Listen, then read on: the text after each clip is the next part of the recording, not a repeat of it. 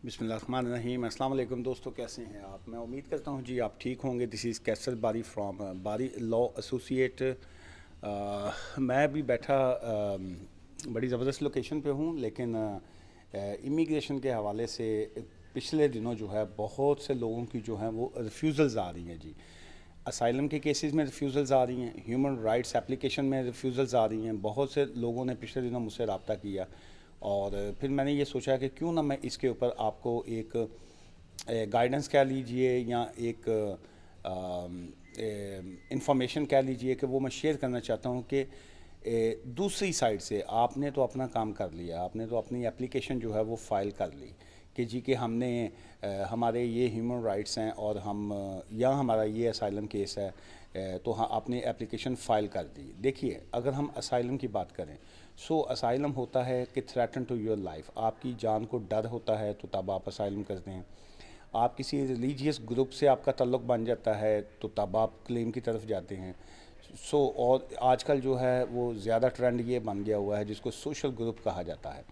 Social group से मुराद ये होता है कि आपका ग्रुपिंग किसी से ताल्लुक़ है। आप एलजीबीटी जो ग्रुप्स होते हैं आप उनमें बैठते हैं, उसमें ये एलजीबीटी का जो कॉन्सेप्ट है ये उसमें आ जाता है कि जी के ये जो गेज़ हैं, ये जो लेस्बियन हैं, या ये जो मुख्तलिफ़ जेंडर के साथ जो है वो आप उठना बैठना है आपका, या आपकी उनके साथ फ्रेंडशिप है या मीटिंग्स है। सो यूके लॉज में, ह्यूमन राइट्स लॉज में, ये जनेवा कन्वेंशन जो है 1951 उसके मुताबिक या ह्यूमन राइट्स के हवाले से उसमें यह है कि हर शख्स को जो है वो आज़ादी है, इंडिपेंडेंट है कि वो किसी भी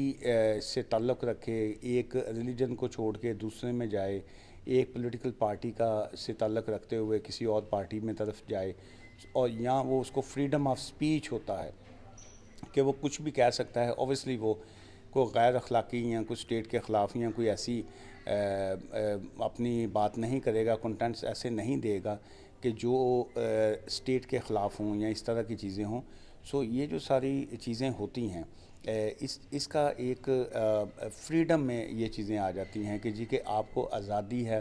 कि आप इस तरह का कोई भी जो है वो एक्ट कर सकते हैं। अगर वो आप को अगर इस तरह की चीज़ों पे वो मना करें कोई भी, तो वो आपकी वायलेशन आ जाती है, आपके जो ह्यूमन राइट्स होते हैं उसकी वायलेशन में आ जाता है। सो उसी के हवाले से यूके विद जिनेवा कन्वेंशन और अपने ह्यूमन राइट्स लॉज के मुताबिक जो है आपको आज़ादी देता है कि किसी के राइट्स जो हैं वो ख़त्म नहीं किए जा सकते। दैट्स वाई जो है जब आप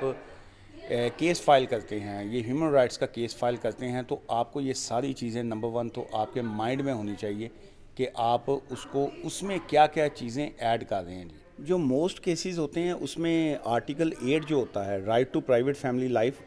यहाँ आपको प्रोहिबिशन फ्रॉम टॉर्चर, कि कोई भी शख्स जो है उसको टॉर्चर नहीं किया जा सकता, जो आर्टिकल 3 बनता है उसको जो है वो ज़्यादा यूज़ में आता है। लेकिन इसके अलावा बहुत ज़्यादा और आर्टिकल्स भी हैं, जैसे किसी को आजकल जो जैसे मीडिया के हवाले से है कि जिसको फ्रीडम ऑफ स्पीच कहा जाता है कि आपको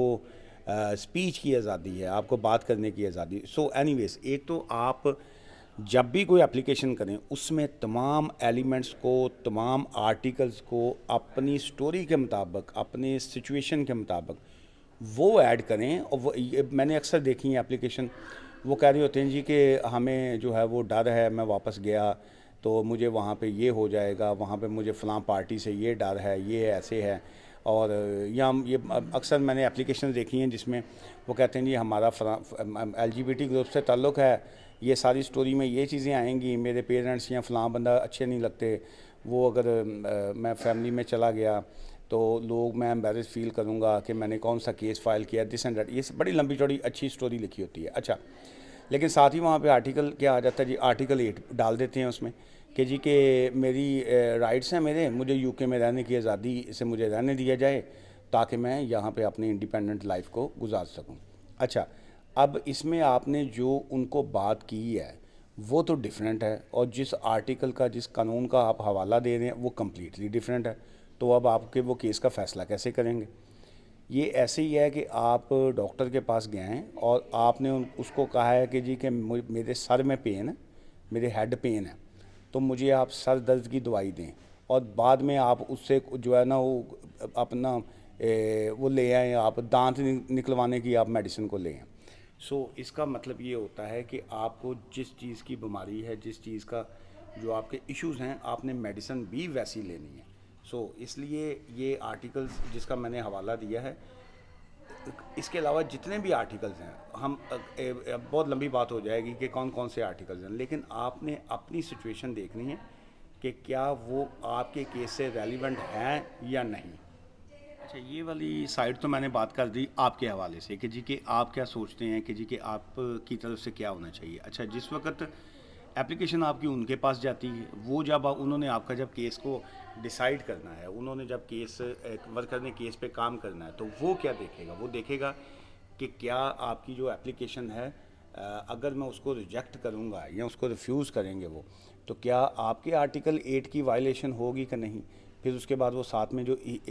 اچھا آرٹیکل 8 آ جاتا ہے آپ کا ECHR جس کو کہتے ہیں، European convention on human rights. اچھا، پھر وہ اسی حوالے سے وہ دیکھتے ہیں کہ اگر ہم نے آپ کی یہ والی اپلیکیشن کو ریفیوز کرتے ہیں تو کیا یہ آپ کے آرٹیکل 3 کی جو ہے وہ وائلیشن ہے کہ نہیں. یہ وہ اپنے حوالے سے وہ دیکھتے ہیں. بہت سے کیسز میں میڈیکل کے حوالے سے جو کیسز آتے ہیں اس میں انہوں نے یہ دیکھنا ہوتا ہے کہ کیا اگر ہم نے لیٹ سے اگر آپ نے ایک میڈیکل بیس پہ کیس کیا ہے تو کیا وہ والا جو اب میڈیکل بیس پہ آپ نے کیس کیا ہے اس کا علاج جو ہے اس کا ٹریٹمنٹ آپ کے کنٹری میں ہے کہ نہیں. اگر آپ کے کنٹری میں وہ ٹریٹمنٹ نہیں ہے، سو اس کا مطلب یہ ہے کہ اگر وہ آپ کی اپلیکیشن کو ریفیوز کریں گے تو وہ وائلیشن ہوگی ہیومن رائٹس کی، جو کہ ہوم آفس کی جانب سے آئے گی. Right to private family life کی طرف بات کرتے ہیں تو ذہن میں رکھیے کہ right to private family life جو ہوتی ہے وہ آپ کا کچھ 6 مہینے بعد یا آپ کے 1 سال بعد UK میں رہنے سے اسٹیبلش نہیں ہوتی. اس کے لیے آپ کو اپنی لمبی چوڑی ہسٹری دینی پڑتی ہے. لیٹ سے اگر آپ کی فیملی ہے، آپ کے بچے ہیں، تو آپ کو بتانا پڑتا ہے کہ بچے اسکول گوئنگ ہے، یا آپ کی اگر جاب کر رہے ہیں، آپ ٹیکس پیئر ہیں، آپ کتنے عرصے سے UK میں رہ رہے ہیں، یہ ساری چیزیں ہیں. اچھا، اور اگر یہ آرٹیکل 3 کی طرف ہم آتے ہیں تو اس میں یا یہ جو اسائلم گراؤنڈس کی طرف آ جاتے ہیں یا پروٹیکشن کی طرف آتے ہیں، تو وہ تو اس میں اگر آپ نے ان کو کوئی reasonable compelling and compassionate circumstances جو ہیں وہ اگر نہیں دیں گے تو وہ جب آپ کی اپلیکیشن کو ریفیوز کریں گے وہ تو وہاں پہ لکھ دیں گے کہ ٹھیک ہے جی آپ کو لیٹ سے اگر آپ پنجاب سے ہیں، وہ کہتے ہیں جی آپ کو ٹھیک ہے، آپ کو پنجاب سے ڈر ہے تو آپ جا کے ممبئی میں جا کے رہ لیجیے. یا آپ کہتے ہیں جی میں لاہور پنجاب سے یا میں گجرات سے میرا تعلق ہے، تو وہ کہیں گے آپ کراچی میں جا کے رہ لیں. یا آپ افغانستان کا یا کسی اور جگہ کا لکھیں گے، وہ کہیں گے کہ آپ کو ایک جگہ پہ خوف ہے تو آپ کسی دوسری سٹی میں جا کے رہ لیں. اچھا، پھر کئی لوگ جو ہیں وہ بچوں کے ساتھ جو ہے وہ ڈالتے ہیں جی کہ یہاں پہ یہ میری سچویشن ہے، تو وہ اس کو اس بیس پہ ریفیوز کر دیتے ہیں کہ جی کہ آپ کا بچہ تو ابھی بہت چھوٹا ہے، 6 مہینے کا بچہ ہے یا سال کا بچہ ہے، تو وہ تو اس نے تو UK میں لائف اسٹیبلش ہی نہیں کی، تو آپ کے لیے تو بڑا ایزی ہے کہ اس کو لے جائیں آپ واپس اور اپنے ہوم کنٹری میں جا کے اس کے ساتھ لائف اسٹیبلش کریں. لیکن وہ کیا کہ اب اس طرح کی سچویشن میں اچھا بہت سے میں نے کیسز میں دیکھا ہے کہ یہ جب اسپاؤس کی اپلیکیشنز آتی ہیں اس میں انہوں نے اس طرح کی اب میں کسی کا کس پہ میں بلیم ڈالوں. میں تو چلیے میں آپ ہی کی بات کر لیتا ہوں کہ کلائنٹس پہ ڈال دیتے ہیں. تو اپلیکیشن اسپاؤس کی ہوتی ہے لیکن اس میں اس طریقے کی چیزیں ڈالی ہوتی ہیں، جی مجھے بڑی محبت ہے، میں اپنی وائف میری برٹش ہے، میں اس کو چھوڑ کے نہیں جا سکتا ہوں، یہ ہے وہ ہے، اگر مجھے یہیں پہ اپلیکیشن میری یہیں پہ ایکسیپٹ کریں. آپ چاہے کسی بھی ویزے سے اگر سوئچنگ میں ہیں یا آپ نارمل اپلیکیشن پہ بھی،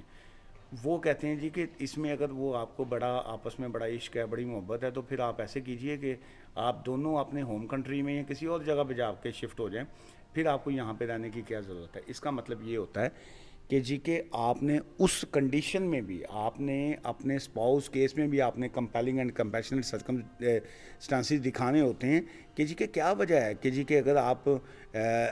یہاں پہ رہ رہے ہیں یا کیا آپ کی مسز کی طبیعت ایسی اچھی نہیں ہے یا ان کے ریلیٹیوز جو ہیں وہ آپ کے پاس نہیں ہیں یا بچہ چھوٹا ہے اس کی لک آفٹر کرنے والا کوئی نہیں ہے، وہ آپ یہ آپ کے سرکمسٹانسز ہیں، آپ کے مائنڈ میں ہیں. جب تک آپ ان کو ایکسپلین نہیں کریں گے انہوں نے خواب تھوڑی آنی ہے کہ تواڈے کی حالات میں. سو آپ نے ان کو ایکسپلین کرنا ہے کہ دیکھیے یہ میری وائف کے حالات ہیں، یہ میرے بچوں کی کنڈیشن ہے، ہمارے لیے کیا مشکلات ہیں. سو اینی ویز آج کی اس ویڈیو سے مجھے اجازت دیجیے، لیکن جاتے جاتے میں یہی کہوں گا کوئی سی بھی اپلیکیشن کریں، ہوم ورک جو ہوتا ہے وہ بڑا اہم ہوتا ہے جی. وہ آپ کو پہلے اپنے ساری سچویشن سرکمسٹانسز ڈسکس کر کے اس کی ایویڈنس کے اوپر بات کر کے تفصیل کے ساتھ جو ہے پھر وہ اپنی اپلیکیشن کیا کریں. مجھ سے ملنا چاہیں باری لاء ایسوسیٹ، ہم بریڈفرڈ بیسڈ ہیں جی. اور اگر آپ نہ ملنا چاہیں، آفس آنا مشکل ہو آپ کے لیے، تو آپ فون کنسلٹیشن جو ہے وہ بھی لے سکتے ہیں، فون ایڈوائس جس کو کہتے ہیں. میں 24/7 جو ہے وہ فون کنسلٹیشن کے لیے اویلیبل ہوتا ہوں ان دی کیس آف ایمرجنسی. جو ہے اگر بہت سے کلائنٹ جو ہوتے ہیں وہ ڈیٹینشن سینٹر میں ہوتے ہیں، باقی ہوتے ہیں، ان کے لیے ہمارا ہیلپ لائن کا نمبر ڈیفرنٹ ہوتا ہے. لیکن باقی جو ٹائم ہے اس میں آفس ورکنگ آورز جو ہے منڈے ٹو فرائیڈے 9:30 AM سے لے کے 5:30 PM UK ٹائم جو ہے میں اویلیبل ہوتا ہوں جی. اور چاہے وہ آپ فون کنسلٹیشن لیں یا آفس میں ملنے کے لیے ہیں. اور ہمارا آفس اگین فیس چارج کرتے ہیں جی ہم کنسلٹیشن کے بھی اور کیسز کے. ہم لیگل ایڈ پہ نہیں ہیں. دعا میں یاد رکھیے گا جی. Take care. Bye for now.